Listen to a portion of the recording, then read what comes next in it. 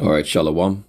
I want to start off first and foremost by giving all praises, honor, and glory unto Yahweh, Bahasham Yahweh Shai, Bahasham Rakah Kodash. Double honor unto the apostles and the elders of the great millstone who rule well. Peace and salutations unto the hopeful elect, beginning with the 144,000 men. Back with another video, the end of U.S. monopoly and hegemony. Right, this is the end of U.S. monopoly and hegemony, the power and the pride. All right, and Esau is divided like never before. Right, Esau is divided like never before. All right, you have internally in America, they hunting down the immigrants, right, etc. You have you have black against white, so called. All right, now on a major scale, on a geopolitical scale, you have Russia versus America, all right, two Edomite empires. All right, and this is the sign of the end of Esau. All right, after the USSR was dismantled, all right, the Russia wanted to get in and join into NATO, and that didn't happen. All right, that didn't happen. They refused it, and that was the Lord's doing, because the Lord knew, when it was time to dismantle them, this is what he will use the resource or the tool he would use. All right, and we've seen it today. All right, we've seen it today. This is what's going on. Let's go to the book of Mark, chapter 3, and verse 25. It says what? And it says, in fact, I've start from 24. It says, and if a kingdom be divided against itself, that kingdom cannot stand. And if a house be divided against itself, that house cannot stand. And if Satan rise up against himself and be divided, he cannot stand, but have an end. So Satan is going into Esau, Edom, the so-called white man, the wicked, according to the scriptures. And, he can't stand, because why? He's divided. We have Russia now on a technological stage, or almost more or less on the level of America, and bypassing America in certain instances in terms of their nuclear capability and whatnot. And they're all Edomites. All right. Now, what the scriptures say that, in Ezekiel 38th chapter, that he's against Gog and Magog, right? Russia. Right? Because they're Edomites, and the Lord He hates Esau.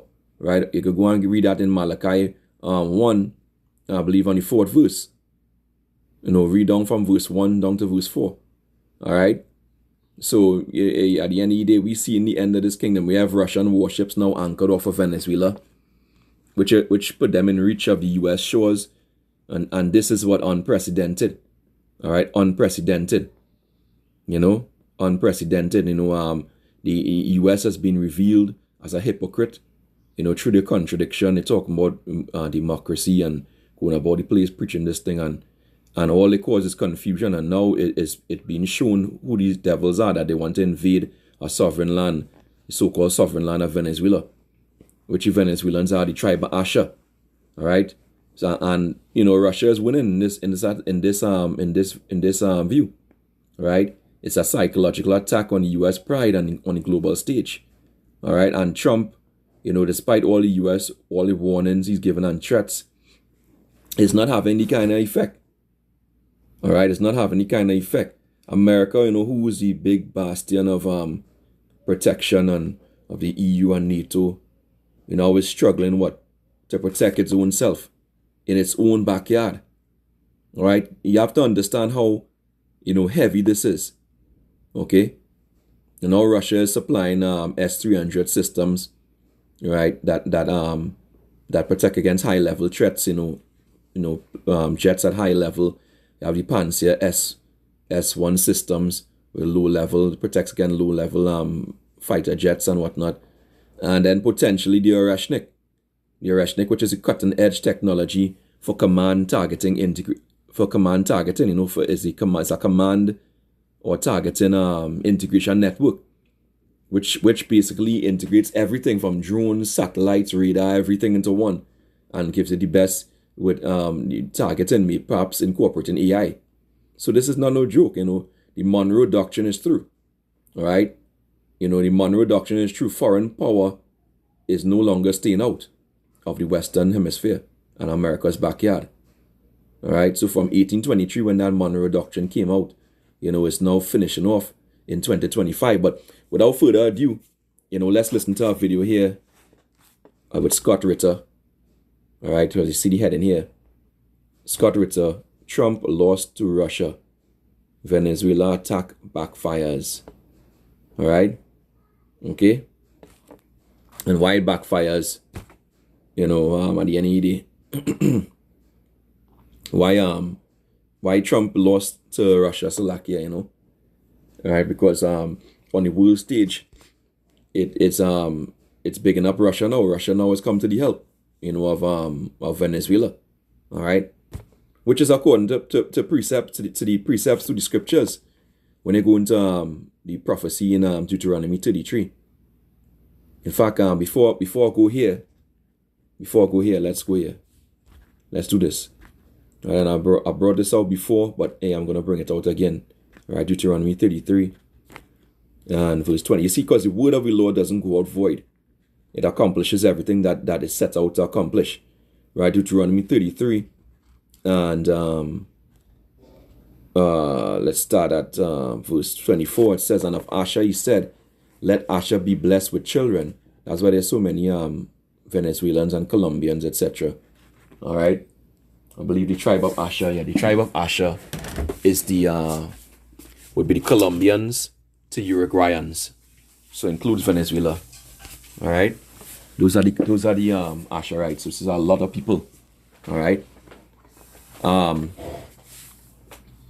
It says, let him be acceptable to his brethren, and let him dip his foot in oil. As the amount of oil that Asher has, that Venezuela is rich in oil. Right? The biggest oil reserve in the world. Okay? It says, thy shoes shall be iron and brass, and as thy days, so shall thy strength be. Now let's read that in the NLT, that verse 25.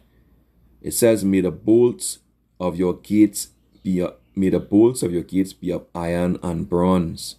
May you be secure all your days. Now, iron and bronze was made of iron. Missile systems, missiles, S-300, Pantsir, S-1, right? Even the Oreshnik system, all right? That network, all right, is iron.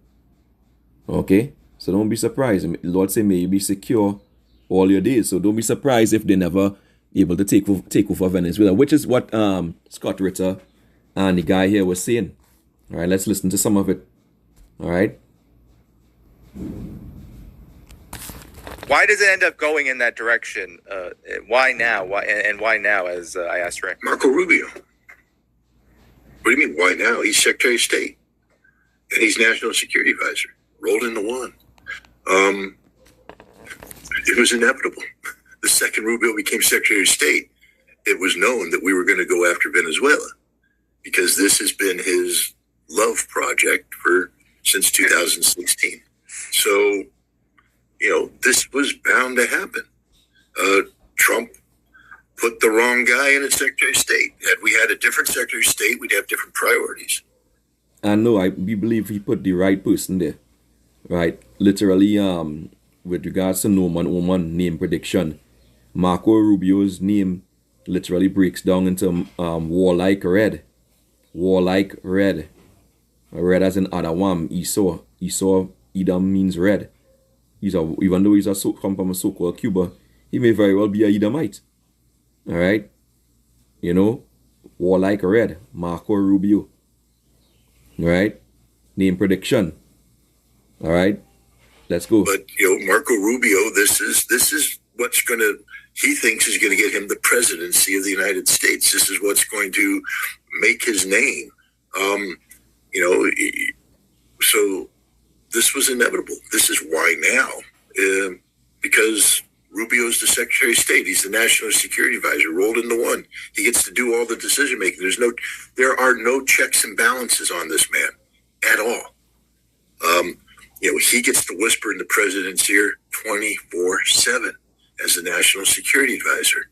He gets to bypass all other secretaries. Hegseth wants an audience. Maybe Hegseth wants to come in and say, hey, maybe we shouldn't be doing this. But Rubio's there as National Security Advisor. And then when the principal meeting's held and Hegseth's there, Rubio's Secretary of State gets to put in a counter argument, but he's already polluted Trump's brain. This is a tragedy waiting to happen. And Ray, I hope Marines don't land. But unfortunately, I think we have some really stupid people who are fully capable of doing stupid things. And this is an administration that has yet to experience body bags. All right, so he said, he was a tragedy waiting to happen if Marines land. Why? Because, earlier in the video, he spoke about, he actually spoke about, if, America could bomb them, could win in terms of the Air Force and whatnot. But when it comes to guerrilla warfare through the jungles, all right, the Venezuelans would win. All right, so Trump will lose the war in Venezuela at a tremendous cost, in terms of human lives, American lives. All right, basically that's what he was saying. All right, and it's true. All right, guerrilla warfare, if you check back the history of America in terms of Vietnam, etc., and just certain wars that America would have lost. Here we type it in now. How many wars has the U.S. lost since World War II? Well, it just says how many wars have U.S. lost in total. It says the American-Algerian War, the War of 1812, Red Cloud's War, the Formosa Expedition, the Korean War, the Vietnam War, right? The Vietnam War is a major one. The Bay of Biggs invasion and the war in Afghanistan. Again, they lost Afghanistan. So America doesn't do well with guerrilla warfare. All right, America doesn't do well with guerrilla warfare. All right, Vietnam, they say the last war of the U.S. That's not true. They lost in Afghanistan. All right, as the U.S. now faces a major defeat in its occupation of Iraq, the history of the Vietnam War as a historic blunder for U.S. military forces abroad, and the true story of how it was stopped take on a fresh importance. So America lost that war, and what Scott Ritter is saying is that they're going to lose again if they go into Venezuela. All right, let me see if I can find the section. We're going to lose that one. And ultimately, here we go. We have electronic warfare. We have better missiles. We have better everything. So, the only thing we aren't going to do well is, a continued ground presence on Venezuelan soil, especially. So a continued ground presence on Venezuelan soil. Venezuela has over about 4 million paramilitary. They've been armed up to the T, right, by Maduro, right, Russia and China. All right. So he said they're not going to do well if they invade. Moving into the interior where the jungles are, then better everything. So, the only thing we aren't going to do well is, a continued ground presence on Venezuelan soil, especially moving into the interior where the jungles are. Then guerrilla warfare comes in, and we're not going to win that one. We're going to lose that one. And ultimately, we'll lose the war in Venezuela. Whatever government we put in isn't going to be sustainable. But that doesn't help in the short term, because right now we have idiots who believe they can do this. And God bless that admiral for resigning, but he's literally not going to. He's not going to say anything, because unfortunately, to speak out against the president of the United States, he is subject to recall to active duty. All right, so you understand what's going on there. So he said they're not going to win. All right, they're not going to win. So therefore, what? Considering all that, with the risk of coming up against Russia and China, because China told Trump, basically Xi Jinping told Trump, if you launch the first attack, the first shot, you fire the first shot, we're not going to let you fire a second. All right, so hey, and Kalalali Al-Bashim Yawasha, again, this is all prophecy. You talk about the defenses of Asher. You go to Ezekiel 38, it tells you that, Russia is going to defend against these certain countries. And that's exactly what's happening, because why? They want a stake in the oil. All right? So this is what's going on here. So America found itself in a hard place. And, and that's good, because the wickedness of America and what she's done in the world. In fact, let's go to some precepts here. She have done a lot of atrocities. all right, to Jake and the heathen. This is Wisdom of Solomon 2, verse 6. It says, come on, let us enjoy the good things that are present, and let us speedily use the creatures like us in the youth. Let us fill ourselves with costly wine and ointments, and let no flower of the spring pass us by. And this is the mindset of Esau Edom, which America is the capital city of Edom. All right? That's why when you go to Revelation 18, it speaks to something similar, costly wine, ointments, all these luxurious things, right? Verse 8 says, let us crown ourselves with rosebuds before they be withered. Let none of us go without his part of voluptuousness. That's the American empire, right? The American dream.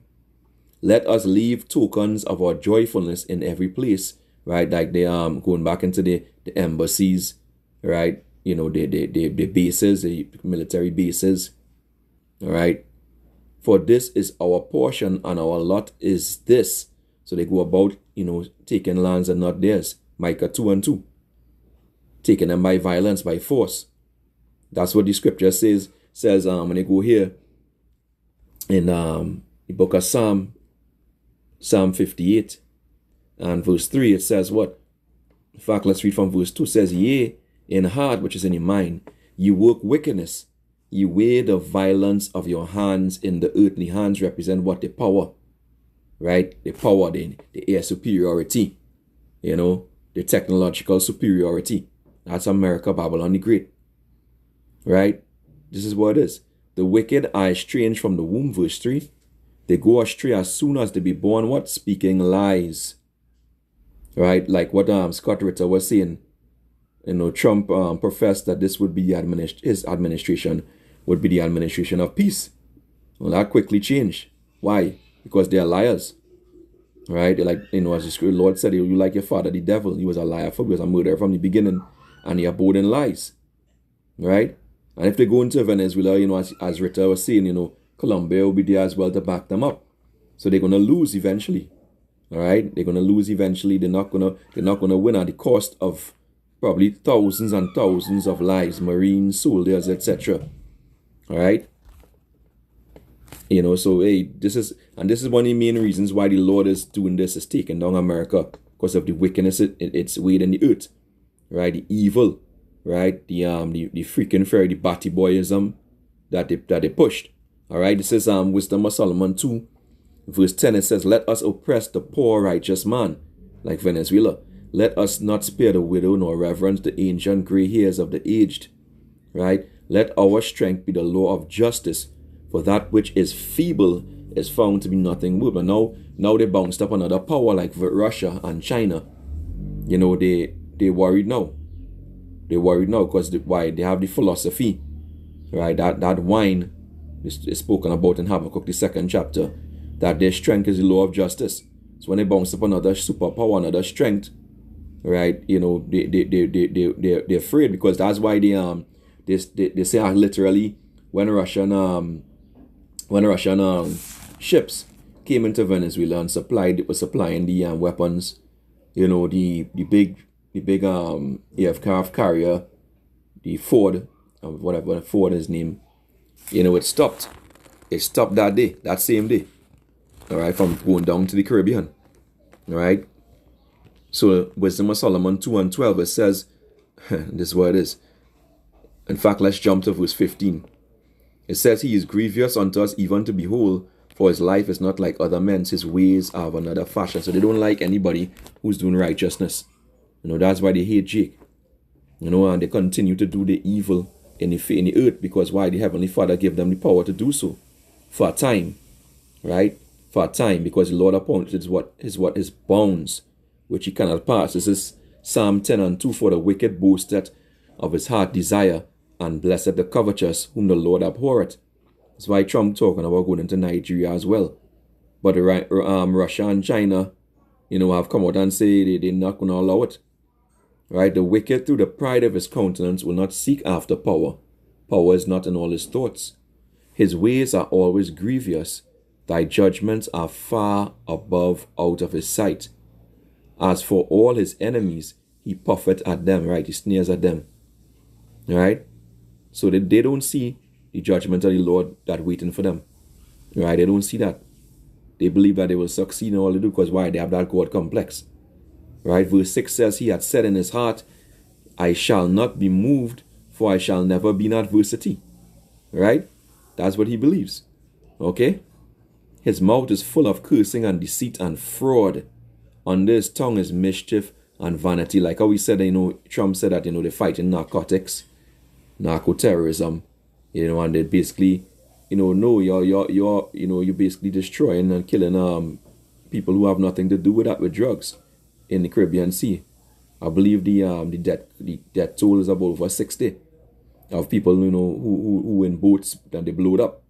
All right, basically it's a war crime. All right, basically it's a war crime. That's what they did. All right. Okay. Now let's listen to some more. And they would like to believe. In fact, let's get this first. And this is an administration that has yet to experience body bags, and the political consequences of body bags. And it's going to be worse for this administration because they promised peace. They told their base that this was the administration of peace. Turns out this has the potential to be one of the most warmongering administrations we've ever had, ever. If Trump now, because it's not just Venezuela. This guy wants to go and kill Nigerians. Yeah, they renamed the Department of Defense the Department of War. All right, how much more warmongering can you get? Yeah, he wants to be involved in, defending Christianity in Nigeria. This is a man responsible for the genocide in Gaza. Literally, he already bombed Iran. And now what? He's, we're claiming we're washing our hands of the war in Ukraine, but we provide weaponry directly, indirectly, that results in Ukrainian men being slaughtered every single day by the thousands. This is a man who's literally drenched in the blood of people around the world, and we haven't formally gone to war. Wait till we get Venezuela. Colombia is not going to sit aside. So when you get to Venezuela, it's a 2-for-1. You get 2 for 1. You get to get Colombia, and the other thing people need to understand is, Southern Command has been one of these. So he said what? They're drenched in the blood, which proves what? They are Esau Edom. Let's get the book of Ecclesiastes, Ezekiel 35. All right, and this is what it is. Let's go here. Ezekiel 35 and verse 5, because the people he coming up against in Venezuela and Colombia are Israelites. Right, Ezekiel 35 and 5, because thou hast had a perpetual hatred, and hast shed the blood of the children of Israel by the force of the sword in the time of their calamity, in the time that their iniquity had an end. Right, therefore as I live, saith the Lord power, I will prepare thee unto blood, and blood shall pursue thee. Since thou hast not hated blood, even blood shall pursue thee. All right, this is what the Lord is going to do. Thus will I make Mount Seir most desolate, and cut off from it him that passeth out, and him that returneth. And the mount of Seir, the mount, it means the rulership. All right, of Seir, which was land of Seir, which was the ancient land of Esau. All right, that's modern day America. All right, the Lord said he's going to do what? Verse 8, and I will fill his mountains with his slain men, in thy hills and in thy valleys, and all thy rivers shall they fall that are slain with the sword. I will make thee perpetual desolations, and thy city shall not return, and he shall know that I am the Lord. Because the Lord said what? They're going to build. But guess what? He's going to throw down. That's in Malachi, the 1st chapter. All right? So, the division of Esau's world, is for his destruction. All right? It's going to result in his end. And this is the strategic brilliance of our Lord, Yahweh Bashem Yahushai Mashiach, his son. All right? Even, in fact, what was a sign of Esau being taken down is recently there was, I don't know what kind of jet that they use in Venezuela, but there was a Venezuelan jet, and of course it's an outdated jet, maybe an F-16 or a Su jet from Russia, because Venezuela mainly have outdated jets. Basically, it rammed an F-35. And the F-35 represents what the pinnacle of technological development and air superiority of America on behalf of America. You know what? It shows you that, through faith and through the spirit and power, Yahweh Hashem Yahweh Shai, all this technological development and air superiority could be defeated by sheer audacity and belief. Right? So not always superior firepower wins. All right? So that's what you need to understand. All right, at the end of the day, it could be a sign that of Jacob, taking down Esau's power system, which go back into what? Let's go here. Let's get the book of 2nd Ezra, chapter 6, verse 7. It says what? Then answered I and said, what shall be the parting asunder of the times, or when shall be the end of the first, and the beginning of it that followeth? Right. And he said unto me, from Abraham unto Isaac, when Jacob and Esau were born of him. Jacob's hand held first the heel of Esau. Right. For Esau is the end of the world, the end of this earth age. Right. The age of the heathen ruling. And Jacob is the beginning of it that followeth. So Jacob is the beginning of it that followeth. So basically, the Jake most likely who was flying the Venezuelan ship. He took down Esau's power, which is Esau's air superiority. So that's an omen. That's an omen of America's end. America's rulership coming to an end. The rulership of Esau. All right? And that's when people need to understand is this ain't no joke. This ain't no joke. The Lord said he's going to accomplish this thing. And America, who thought that it wouldn't be touched, who thought that, it's all good, they can do whatever they want in the earth and not there were going to be no consequences. Now they're feeling they're now starting to feel the consequences. I'm going to say that. All right, because the nakedness has been exposed. All right, the nakedness has been exposed. This is Isaiah 47 and verse 3. It says, thy nakedness shall be uncovered, yea, thy shame shall be seen. I will take vengeance, and I will not meet thee as a man.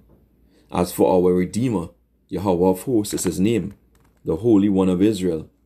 Sit thou silent and get thee into darkness, O daughter of the Chaldeans, the daughter of Babylon. All right? The Chaldeans represent the elite of Babylon, of ancient Babylon. All right? It says, for thou shalt no more be called the Lady of Kingdoms, who's at Babylon the Great, America. Right? I was wroth with my people, I have polluted mine inheritance. All right? And given them into thine hand, thou didst show them no mercy. Upon the ancient hast thou very heavily laid thy yoke. And thou hast said, I shall be a lady forever, so that thou didst not lay these things to thy heart, neither didst remember the latter end of it. We just read the latter end. 2nd Ezra 6 and around 7 verse on down. Right? That, Jacob is going to rule at the end. And, and the kingdom going to be taken down. It says, therefore hear now this, thou that art given to pleasures, that dwellest carelessly, that sayest in thy heart, I am, and none else beside me. I shall not sit as a widow, neither shall I know the loss of children. They're going to know the loss of children. All right, and look, Scott Ritter was just talking about if they go into there, they're going to lose a lot of children. All right, verse 9 says, but these two things shall come to thee in a moment, in one day. That's when the nuclear missiles hit from Russia and China, and even their own allies. All right, the loss of children and widowhood, they shall come upon thee in their perfection, for the multitude of thy sorceries, and for the great abundance of thine enchantments. Verse 10 says, for thou hast trusted in thy wickedness, thou hast said, none seeth me. Thy wisdom and thy knowledge it hath perverted thee. And thou hast said in thy heart, I am, and none else beside me. So that's your God complex. And that's your pride. And that pride and that power, is going to result in what? Your fall. Right? Because you were high up, right? Like the eagle, with your power. Right? Your fighter jets, all these things like that, right? Your weaponry. Okay? And, at the end of the day, you're still going to fall. Right? You're going to fall, a long way down. Because the higher you are, the harder you fall. Right? Isaiah 47 and 11, it says, therefore shall evil come upon thee, thou shalt not know from whence it riseth. And mischief shall fall upon thee, thou shalt not be able to put it off, and it's already begun. Eventually, Lord is going to put that evil thought in the mind of Putin and Russia, all right, to come against her. right? And desolation shall come upon thee suddenly, which thou shalt not know. They're not going to understand and know that. All right. And for those who think that they're coming next, like Russia and China, because this is showing all this is America falling down from its monopoly, from its hegemony on economic and military might in terms of the world. It shows our new world order is coming, but not what the BRICS nations think, China and Russia, etc. The new world power that's rising is the power and the kingdom of Yahweh Ba'ashem Yahweh Shai. Right? The power and the kingdom of Yahweh Ba'ashem Yahweh Shai. Let's bring out a couple more precepts and close this out. This is Micah 4 and verse, let's start at verse 11. It says, now also many nations are gathered against thee. Right? They gathered against who? Israel. Because why? When Yahweh Shai come in 2nd Ezra 13, it tells you that all of them are going to stop fighting and going to come together to fight against him. All right? And Yahweh Shai is the head of the nation of Israel. Right? It says, now also many nations are gathered against thee, that say, let her be defiled and let our eye look upon Zion. Now remember, all of these nations are our enemies according to Psalm 83. They came together to make us discontinue as being a nation, to forget our heritage and be destroyed. Right? So now they're going to come together because they realize now, and a lot of them, they know, these people on high level, the elites of Russia and China and America, know that we are the children of Israel. And they know that Yahweh Shai, when he comes back, it's us he's coming back for, to help us rule, to put us above these heathens. So understand that. Right? Micah 4 and verse 12, it says, but they know not the thoughts of the Lord. Right? They don't know the thoughts of Yahweh Hashem Yahweh Shai. Neither understand they his counsel, his plans. Right? For he shall gather them as sheaves unto the floor. Right? When you have sheaves on the floor, what? You thresh them. You mash them up. You beat them. Micah 4 and 12 in the NLT, it says, but they do not know the Lord's thoughts, nor understand his plan. These nations don't know that he is gathering them together to be beaten and trampled like sheaves of grain on a threshing floor. Right? This is what it is. Okay? It says, continuing in the NLT, verse 13, rise up and crush the nations, O Jerusalem, saith the Lord. For I will give you iron horns and bronze hooves, which is spiritual power. So you can trample many nations to pieces. You will present their stolen riches to the Lord, Yahweh Hashem Yahweh Shai, their wealth to Yahweh Ba'ashem Yahweh Shai, the power, the Lord of all the earth. Right? Because the scripture said what? The saints shall take the kingdom. All right, let's type it out here. The saints shall take the kingdom. Right? So it's going to be taken away. How violently? All right? Violently. Okay? Violently. Daniel 7 and 18. It says, but the saints of the Most High, which are Israelites, according to Psalm, when they go into Psalm 50 and I believe 5, going back into Exodus 24 and 5, right? Those who were anointed under Moses were Israelites. Those were the saints, right? But the saints of the Most High shall take the kingdom and possess the kingdom forever, even forever and ever. So there's going to be no more coming back after that for you heathens, right? So you're not going to rule. You're Moabites, so-called Chinese, you're Edomites under Russia, you're going to be taken down. Right? You're not going to rule afterwards, right? Daniel 2 and 44. And in the days of these kings, talking about all these heathen kings, shall the power of heaven set up a kingdom which shall never be destroyed, and the kingdom shall not be left to other people, no heathens, only Israelites. But it shall break in pieces and consume all these kingdoms, and it shall stand forever. All right? It shall stand forever. All right? And that's what you have to understand, is the kingdom of the Lord is going to stand forever. Isaiah chapter 9 and verse 7. It says, what? Of the increase of his government, which is increase of Yahweh Shai government, which is the 144,000, and peace there shall be no end upon the throne of David and upon his kingdom, to order it and to establish it with judgment and with justice, for henceforth even forever. Forever. The zeal of Yahweh Ba'ashem Yahweh Shai of hosts will perform it. Right? The zeal of the Lord is He's going to perform it. And these heathens going to be trampled down. This is the end of US and Babylonian monopoly and hegemony. Your pride is being taken down. All right? Pride goeth before destruction. So your destruction is at hand. All right, Babylon. Till next time, I pray this lesson was edifying. Shalom wa harag babal.